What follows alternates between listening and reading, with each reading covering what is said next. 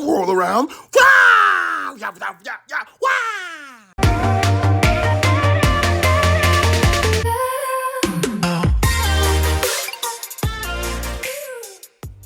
What's up, guys? Astro Stallion here, keeping it real, keeping it fresh, and keeping it relevant. Now, in my last video, I had a little challenge going on where I would pick the 2 most requested movies or TV shows. Now, the weird thing is I actually got more comments back about what people wanted me to play, and I really appreciate everybody who participated in this challenge. Even though it was only a few people who had participated, it was actually more results than I thought I was actually going to get.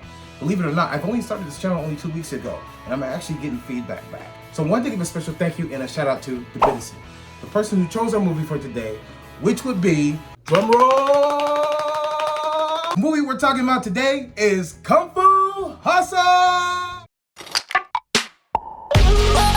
So the movie basically starts off with a group of gangsters called the Axe Gang. Now these guys are a bunch of nuts. They're going around slashing up people, beating the crap out of them, doing synchronized dances and all that kind of stuff. Now by them doing this, they're establishing their fear and their territory. Now the Axe Gang is run by a leader who goes by the name of Brother Sun, played by the actor David Chan.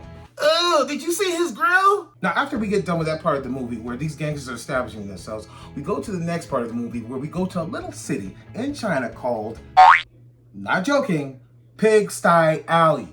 I gotta tell you, they're not joking. It really is a pigsty in that bitch. Now, don't be fooled by the name. This little town is full of a bunch of people who are definitely some badass warriors. Down from the chefs, the tailors, even the guys who's transporting rice. From how badass these guys are, you would think this movie would be about them. We even get introduced to 2 of my favorite characters from this movie, which is the landlord and the landlady. I gotta tell you, I love this couple. They are so funny. They're always fighting over the dumbest, silliest things, like an actual couple. Now, these 2 characters are played by Yen Wei and Wen Hu. As miserable as these 2 characters can be, they are so much fun to watch. Especially the landlady. You don't want to mess with her, trust me. She will slap you silly just for saying the wrong thing, even looking at her the wrong way. She even had to rough up her husband a few times. Now after all that, we're finally introduced to the main characters, Sing and Bone, played by Stephen Chow and Lam Chi Chung. Now they go into the town of Pig Alley trying to start trouble, pretending to be part of the Axe Gang, just to get over and scam people. Little did they know, they were in for a rude awakening. The main character Sing ends up getting humiliated by the townspeople. One lady who's a farmer ended up punching Sing so hard in the stomach he ended up drawing up blood out of his mouth. The character ends up trying to look for the weakest people he can fight just to prove that he is part of that gang.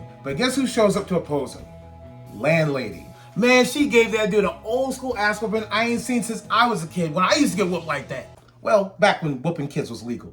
Now here's where we actually start to get into the movie. Now because the character Sing is so embarrassed by his little ass whooping he got from that old ass lady, he picks up a firecracker just to prove somehow that it's tough. I don't even know how it really was supposed to do anything. Tosses it in the air and actually has it pop on an actual member of the Axe Gang. Now for anybody who's actually seen the movie, that one firecracker is what offset everything to even have this movie in the first place. And because of that one little action, the town of Pigsty Alley ends up under attack from the Axe Gang. Now the gang comes in with reinforcements trying to teach the town a lesson about that one same little damn firecracker. They even went as far as trying to burn a mother and their child alive. Some messed up shit, man! Don't worry, the mother and the kid didn't get burned alive. You know why? The 3 masters show up and start kicking ass. They were Bruce Lee like everybody's ass. There had to be like at least 70 guys there. I'm exaggerating, but there was a lot of motherfuckers there. Anyway, the town won that day. Alright, so I'm just gonna pause here real quick and just to let you know I'm not gonna go over every little detail of the movie. That would make too long a video and I don't got that kind of time. Or do I? I don't. Alright, so back to the movie.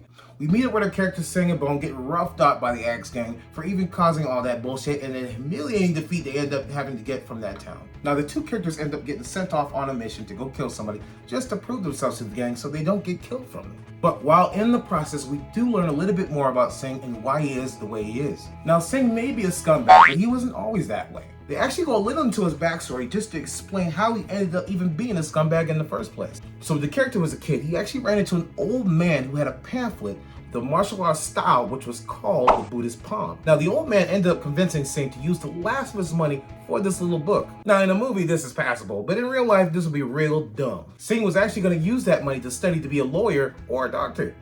Shocker! Joking! The character ended up reading the book just to try to learn the style so he can end up being a hero in real life. He even went as far as trying to save a little girl from a group of bullies, which ended up not going his way at all. Man, they beat his little ass like he stole something. And then they went pee-pee on him. It's in that moment that the character realized that good guys just don't win. Or at least that's what he took from it. Oh well, shit happens, motherfucker. Now, what Kid Singh didn't realize at the time is that book was going to benefit him later on in the future. To move a little farther down the story, the Axe Gang comes back to the town, but with reinforcements, and not just any reinforcements. Two of the baddest instrument playing motherfuckers in the world! Like, they're literally able to use the music that they're creating to kill people. Like,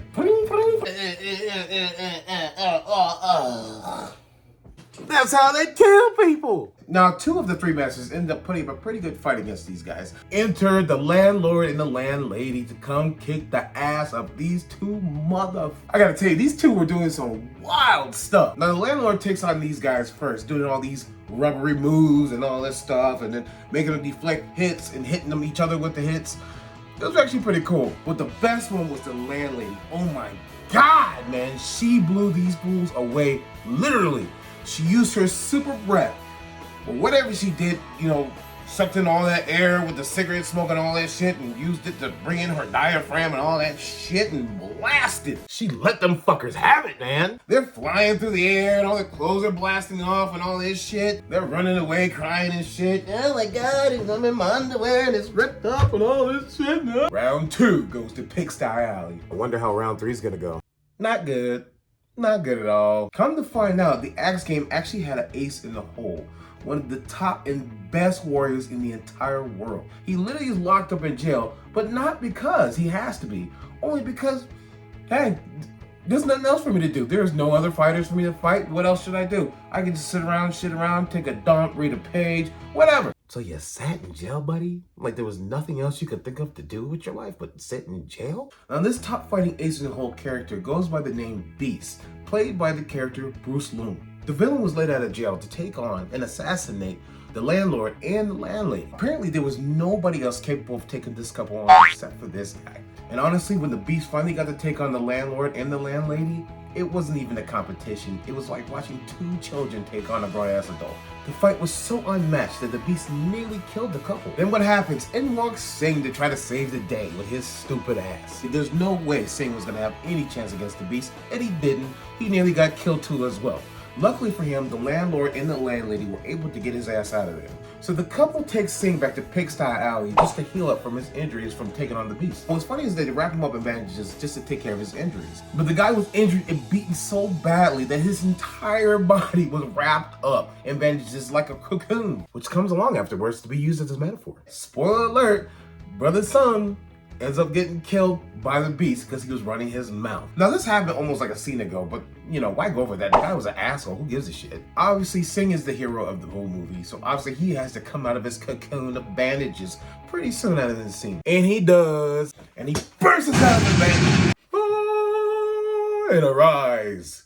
New Singh! The brother comes out all fresh and clean with a new shaved face and all that shit, man. Got fresh clothes on, like, oh!